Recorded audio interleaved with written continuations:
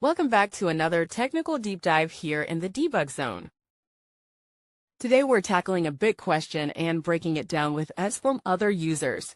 Hopefully this clears up some misconceptions and helps you get the answer you need. So buckle up, stay a little curious, and let's jump right in.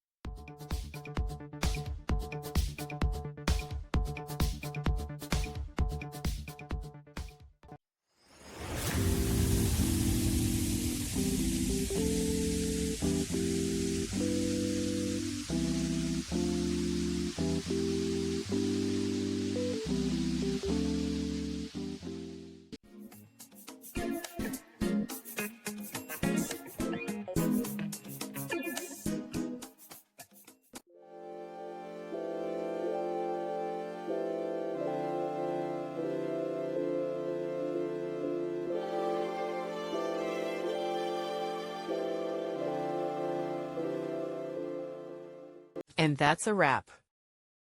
I hope you found the answer you were looking for. If you did, take a second to hit that subscribe button. It really helps out. And let me know in the comments which solution worked best for you. See you next time in the debug zone.